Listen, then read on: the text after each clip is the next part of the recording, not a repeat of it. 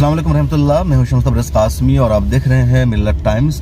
मौलाना खलीलुर रहमान सज्जाद नुमानी और बैरिस्टर असदुद्दीन ओवैसी के दरमियान जो ख़तों की ताबत या बातचीत या एक दूसरे को मुखातब करने का सिलसिला है, अलग अलग अंदाज से या डायरेक्ट या इनडायरेक्ट वे में, वो और तूल पकड़ता जा रहा है। इस बीच मौलाना खलीलुर रहमान सज्जाद नुमानी साहब ने एक और ख़त लिखा है, और ये ख़त उन्होंने बैरिस्टर असदुद्दीन ओवैसी के नाम नहीं लिखा है, बल्कि ये ख़त लिखा है मिल्लत के नौजवानों के नाम, या कह लीजिए बैरिस्टर असदुद्दीन ओवैसी साहब के फॉलोअर्स के नाम। दरअसल पिछले दिनों मौलाना खलीलुर रहमान सज्जाद नुमानी साहब ने बैरिस्टर असदुद्दीन ओवैसी के नाम एक खुला ख़त लिखा था, और उस ख़त में मौलाना खलीलुर रहमान सज्जाद नुमानी ने बैरिस्टर असदुद्दीन ओवैसी साहब को मशवरा दिया था कि आप सिर्फ उन्हीं जगहों से चुनाव लड़िए जहां आपके कैंडिडेट मजबूत है, जीतने की पोजीशन में है। बकिया जगहों पर आप चुनाव न लड़ें, अपने कैंडिडेट को न उतारें, उन जगहों पर सेकुलर पार्टियों को सपोर्ट करें। मौलाना खलीलुर रहमान सज्जाद नुमानी का ये ख़त जब सामने आया तो उनको जमकर ट्रोल किया गया, ख़ास तौर पर वो लोग जो बैरिस्टर असदुद्दीन ओवैसी के IT सेल से ताल्लुक़ रखते हैं या उनके सपोर्टर हैं, उनकी पार्टी के वर्कर हैं। उन्होंने जम करके मौलाना के ख़िलाफ़ तनक़ीद की, मौलाना को गालियाँ तक दी। ये भी कहा गया कि मौलाना चाटुकार हैं, गलत जुमले इस्तेमाल किए गए। कुछ लोगों ने यह भी कहा कि मौलाना अखिलेश यादव को क्यों ख़त नहीं लिखते, प्रियंका गांधी को क्यों नहीं लिखते। यह भी कहा गया कि वोट काटने के लिए सिर्फ जिम्मेदार असदुद्दीन ओवैसी होंगे या फिर प्रियंका गांधी है या कोई और भी है। जब ज़्यादा तनकीद होने लगी तो अब मौलाना सज्जाद नुमानी साहब ने एक और ख़त लिखा है इन्हीं नौजवानों के नाम जिस तरह की तनकीद कर रहे हैं या लगातार जुमले लिख रहे थे, और उन सब के नाम मौलाना सज्जाद नुमानी ने अपने वजाहती ख़त में बताया कि मेरी फ़िक्र वही है जो बैरिस्टर असदुद्दीन ओवैसी साहब की है। उन्होंने अपने ख़त में ख़ास तौर पर अपने उन जुमलों का इयादा किया जिन्होंने पिछले ख़त में लिखा था कि हम वही चाहते हैं जो बैरिस्टर असदुद्दीन ओवैसी चाहते हैं, मेरी सोच उनसे बिल्कुल अलग नहीं, लेकिन जो मौजूदा हालात है वो इसके मुतकाज़ी नहीं है।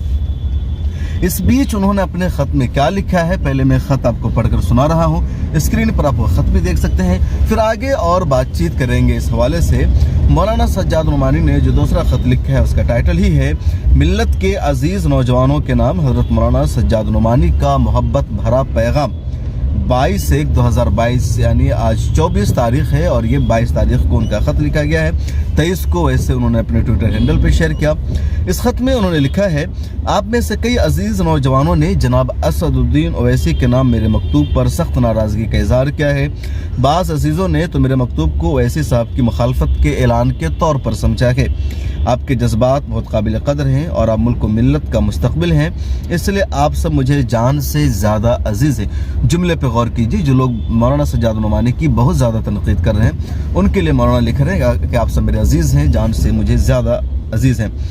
ओवैसी साहब के नाम अपने मकतूब में मैंने जो लिखा था उसके चंद जुमले आपकी तवज्जो के लिए यहाँ नकल करता हूँ। मैंने ओवैसी साहब को मुखातब करते हुए लिखा था, आपको शायद अंदाज़ा नहीं कि इन सतूर के राक़िम के दिल में आपके अज़ाइम और सलाहियतों की कितनी कदर है, और ये बात जो मैंने आपसे अर्ज़ की है ये ख़ुद ज़मीनी हालात और हक़ाइक़ की वजह से लिखी है, वरना सच ये है कि ये राय मेरे जज्बात से न मुताबिकत रखती है।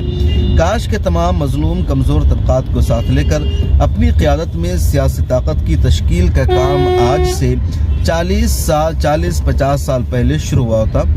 मौलाना आगे लिखते हैं, मैंने उनको मशवरा ये दिया था, आप सिर्फ उन सीटों पर भरपूर ताकत सर्फ करें जहां कामयाबी यकीनी हो, और बकिया सीटों पर आप खुद गठबंधन के लिए अपील कर दें। मेरे ख्याल में इससे आपकी मकबूलियत और आप पर एतमाद बहुत ज़्यादा बढ़ जाएगा, जिससे आइंदा यानी इंतखाबात के फ़ौरन बाद अपने असर नस्बुल ऐन के लिए फौरी तौर पर शुरू की जाने वाली कोशिश की कामयाबी के इम्कानात बहुत बढ़ जाएंगे। आप खुद फैसला करें कि क्या इसको ओवैसी साहब की मुखालफत करार दिया जा सकता है। अगले पैराग्राफ में मौलाना इस ख़त में लिखते हैं, एक बार फिर मैं अल्लाह को गवाह बनाकर कहता हूँ कि मेरे नज़दीक मिल्लत इस्लामिया हिंदिया को ओवैसी जैसे सियासी क़ायद की सख्त ज़रूरत है, लेकिन मेरे नज़दीक आने वाले यूपी के इलेक्शन में उन्हें 100 सीटों के बजाय सिर्फ उन सीटों पर अपने उम्मीदवार उतारने चाहिए जिन पर उनकी कामयाबी की कवी उम्मीद हो। यहाँ यह भी जिक्र कर देने के लिए मेरा दिल बेचैन है कि आज़ाद और मुखलिस मुस्लिम क़यादत के लिए मैं अपनी मामूली सी बसात के मुताबिक कोशिश भी कर रहा हूँ और दुआएँ भी। उम्मीद है कि आप मेरे जज्बात और मेरी मंशा को बेहतर तरीके पर समझ लेंगे।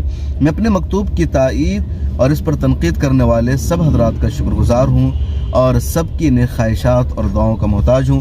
والسلام ورحمۃ اللہ۔ خلیل الرحمان سجاد نعمانی۔ یہ تو تھا پورا مولانا سجاد نعمانی کا خط۔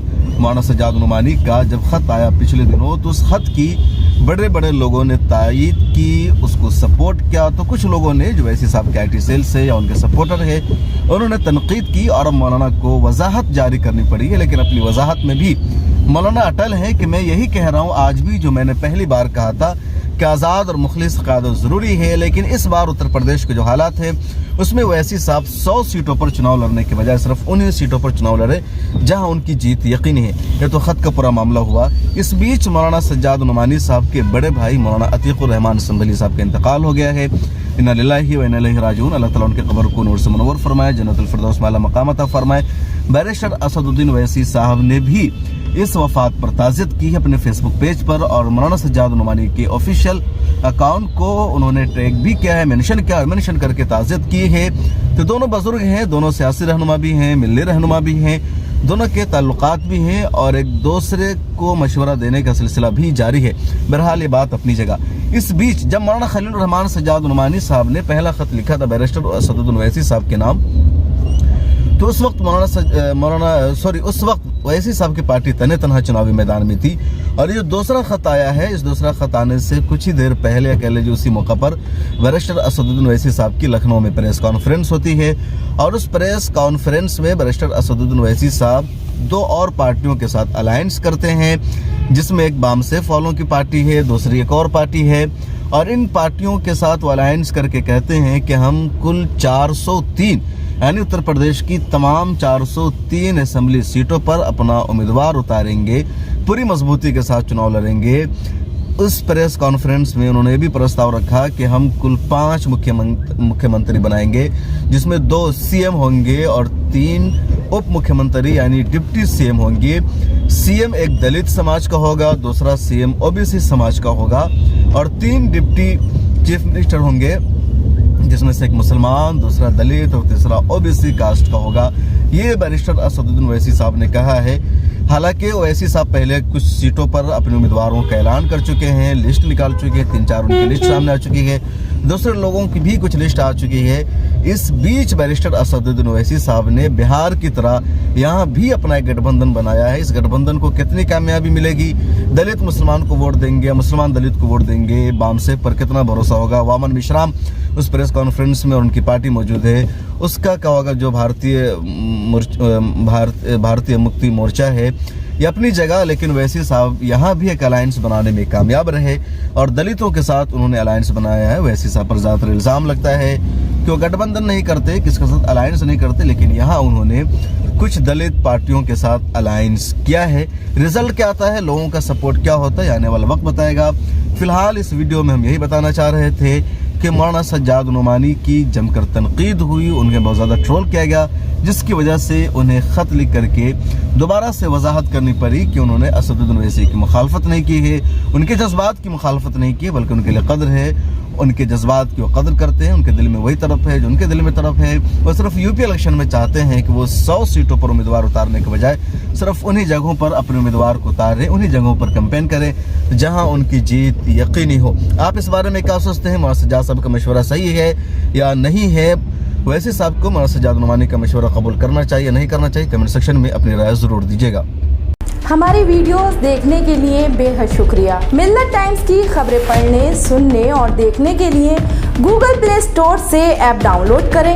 یہاں آپ انگلی کی کلک میں پڑھ سکتے ہیں 4 زبانوں میں نیوز: اردو، ہندی، انگریزی، بنگلہ۔ آپ ایپ پر ملت ٹائمز کی ویڈیوز بھی دیکھ سکتے ہیں۔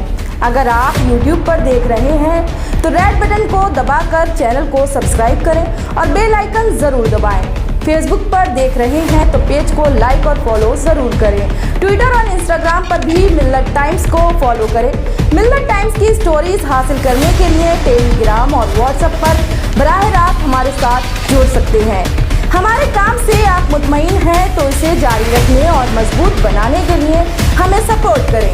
اسکرین پر دکھ رہے اور ڈسکرپشن میں دیے گئے اکاؤنٹ نمبر پر ملت ٹائمز کو اپنی رقم بھیج سکتے ہیں۔ اگر آپ کے علاقے کا کوئی معاملہ ہے، آپ کی مسائل کو میڈیا میں جگہ نہیں دی جا رہی ہے تو ہمیں ای میل کریں या व्हाट्सएप पर मैसेज करें, हम उठाएंगे आपकी आवाज़। मिल्लत टाइम्स मतलब मजलूमों की आवाज़, नफरत के खिलाफ जंग, फर्जी खबरों से निजात। www.millattimes.com